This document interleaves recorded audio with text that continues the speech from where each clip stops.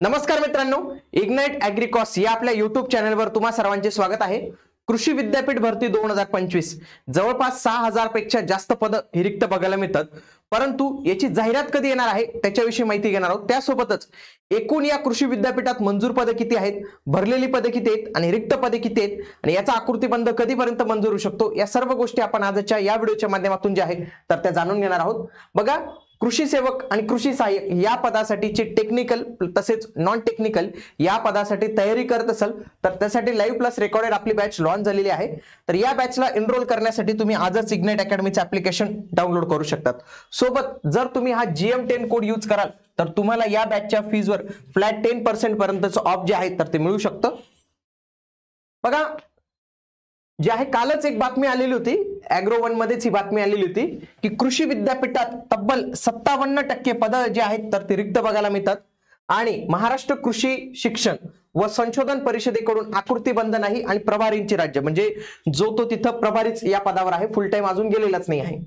बघा, कृषी शिक्षण आणि संशोधनाचा पाया असलेल्या राज्यातील कृषी विद्यापीठांमध्ये तब्बल 57% एवढी पद रिक्त बघायला मिळतात आणि हे काही चांगली गोष्ट नाही मित्रांनो की कृषी विद्यापीठात एवढी आहे। किमान 80% पद ही भरलेली पाहिजेत असा शासन नियम जो आहे तर तो सांगतो।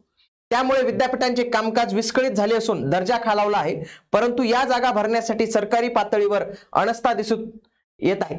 महाराष्ट्र कृषी शिक्षण आणि संशोधन परिषदेने आकृतीबंधाची शिफारस केली नसल्यामुळे भरतीची प्रक्रिया रखडली आहे अशी देखील सूत्रांची माहिती इथं दिलेली आहे। सोबत बघा, राहुरी कृषी विद्यापीठात जे आहेत आता इथं वेगवेगळे कृषी विद्यापीठ दिलेले आहेत आणि त्याचे किती पद रिक्त आहेत तर ते पण दिलेले, तर ते पण आपण सगळ्यात आधी बघून घेऊया। बघा, वसंतराव नाईक मराठवाडा कृषी विद्यापीठ परभणी याची 2972 पद मंजूर आहेत, त्याच्यापैकी 1082 पद भरलेली आहेत। 1890 पद म्हणजे जवळपास 63.5% एवढी पद ही आपल्याला रिक्त बघायला मिळतात, खूप मोठा नंबर आहे। महात्मा फुले कृषी विद्यापीठ राहुरी 4533 पद मंजूर आहेत, 2035 पद भरलेली आहेत आणि 2498 पद ही रिक्त आहेत म्हणजे 55.10% पद रिक्त बघायला मिळतात।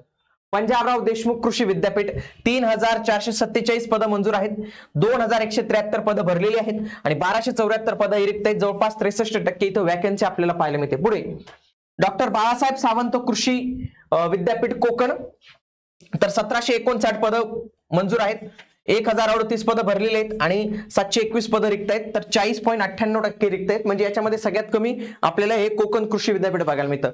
म्हणजे तुम्ही जर ओव्हरऑल पाहिलं तर ओव्हरऑल 57% हे पद रिक्त बघायला मिळतात, खूप मोठा नंबर आहे आणि याची जर टोटल केली तर तुमची 6000 प्लस एवढी वॅकन्सी जी आहे तर ती इथं विद्यापीठामध्ये बघायला मिळते।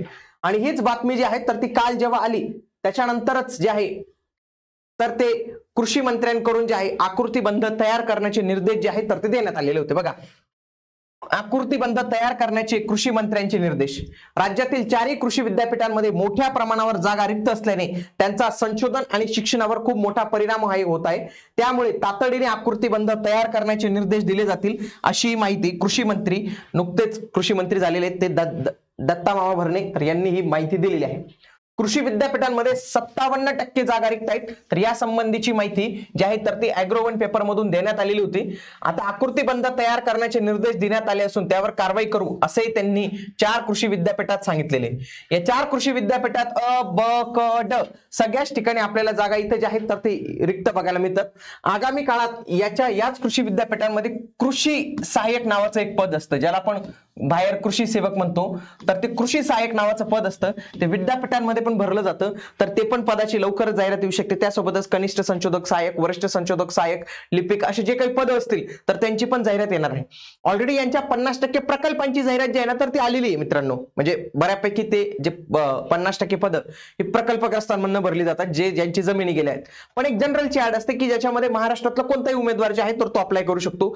त्या जाहिराती मात्र अजून देखील या विद्यापीठांच्या बाकी आणि त्या येणं फार गरजेचं आहे, कारण की कृषी विद्यापीठांच्या मधून हे पास झालेले जे उमेदवार आहे खूप वर्षापासून या जाहिरातींची जी आहे तर ती प्रतीक्षा इथं बघत आहे.